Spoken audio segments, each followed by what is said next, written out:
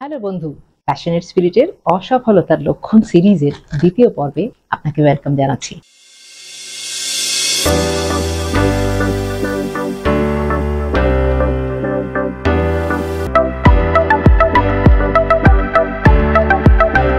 বন্ধু, সময় নষ্ট না করে চলে আসি। আগের 7টি পয়েন্ট নিশ্চয়ই আপনি নোট করে নিয়েছেন এবং ম্যাচ করে দেখেছেন যে এইগুলো আপনার সাথে মিলে কিনা, এবং নিশ্চয়ই আপনি কমিট করেছেন নিজের সাথে যে এই লক্ষণগুলোকে আপনি একদম নিজের জীবন থেকে ঝেড়ে ফেলবেন। চলে আসি পরের 7টি পয়েন্টে।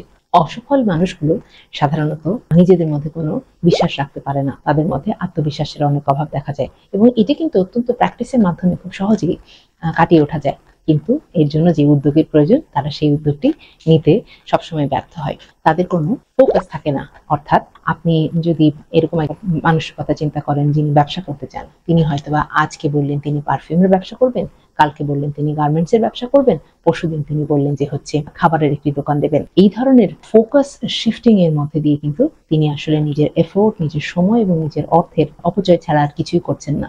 তো বন্ধু, যে কোনো ক্ষেত্রে সফল হতে হলে ফোকাসের অত্যন্ত প্রয়োজন। আর সবাই যে কোনো দিকে ছোটাছুটি করতে থাকুক, আপনি যেন এক ডিরেকশনে একই ফোকাস নিয়ে ছোটাছুটি করতে থাকেন, সেই বিষয়টি কিন্তু নিশ্চিত করতে হবে। সেটি আপনারই দায়িত্ব। অসফল ব্যক্তিরা জানেন না কিভাবে অন্যদের কাছে কাজ ডেলিগেট করতে হয়, অর্থাৎ তারা নিজের উপরে বেশি দায়িত্ব নিয়ে নেন, কিন্তু আসলে এই কাজগুলো যে আসলে নিজের স্টাফদের মধ্যে ভাগ করে দিলে কাজটি অনেক স্মুথলি সম্পূর্ণ হতে পারে, কিংবা কিছু এক্সপার্ট লোককে হায়ার করলে কাজগুলো সহজ হতে পারে, এই জিনিসটিতে তাদের কিন্তু ল্যাকিংস দেখা যায়। ওভার থিঙ্কিং, অর্থাৎ একটি বিষয়ে একটি উদ্যোগ নিয়ে তিনি চিন্তা করছেন এবং তিনি তখন চিন্তা করতেই থাকলেন, অর্থাৎ আমি যদি লোনের জন্য অ্যাপ্লাই করি তাহলে কি হতে পারে, সেই লোন আমি কিভাবে শোধ করব, প্রফিট যদি না হয় তাহলে কি হবে, ব্যবসাটা কি আসলে জমবে নাকি জমবে না। এই ধরনের ওভার থিঙ্কিং কিন্তু অসফল ব্যক্তির একটি অত্যন্ত প্রমিনেন্ট লক্ষণ, এবং এই ওভার থিঙ্কিং এর কারণে কিন্তু অনেক সময় তিনি অনেক উইনিং আইডিয়াকেও লসের দিকে নিয়ে যান। এরপরের পয়েন্টটি হলো তাদের ধৈর্য খুব কম থাকে।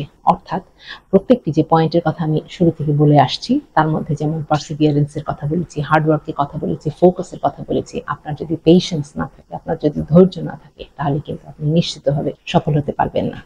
সুতরাং বন্ধু, আপনাকে ধৈর্য ধরে ফোকাসটিকে একদিকে ধরে রাখতে হবে। এর পরের পয়েন্টটি হচ্ছে ওভার কনফিডেন্স, কিংবা অত্যন্ত বেশি গর্বিত হওয়া। বন্ধু, হতেই পারে যে আপনি আপনার সাধারণ আইডিয়া দিয়ে কিছুদূর পর্যন্ত এগিয়েছেন এবং নিজের মধ্যে এক ধরনের কনফিডেন্স তৈরি হয়েছে যে হ্যাঁ, আমার মতো ভালো বিজনেস আইডিয়া আর কারো কাছে নেই। কিন্তু এই ওভার কনফিডেন্স অনেক সময় মানুষকে হেরে যেতে বাধ্য করে।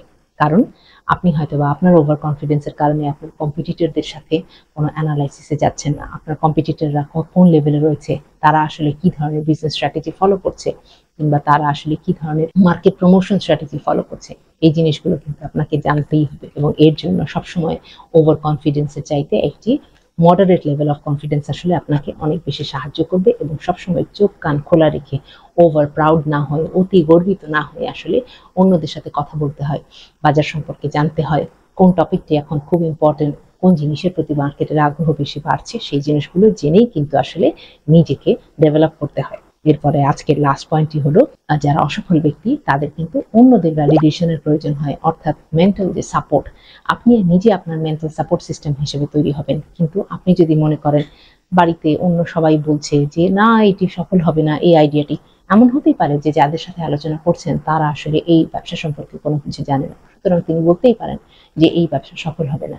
আপনি যদি বিশ্বাস রাখতে পারেন, আপনি যদি ফোকাস নিয়ে আগাতে পারেন, তাহলে অন্যের ভ্যালিডেশনের চাইতে নিজের বুদ্ধি এবং নিজের এক্সপিরিয়েন্স, নিজের যে জানা রয়েছে সেই জানার উপরে বেশি ভরসা করাটাই আসলে যুক্তিযুক্ত।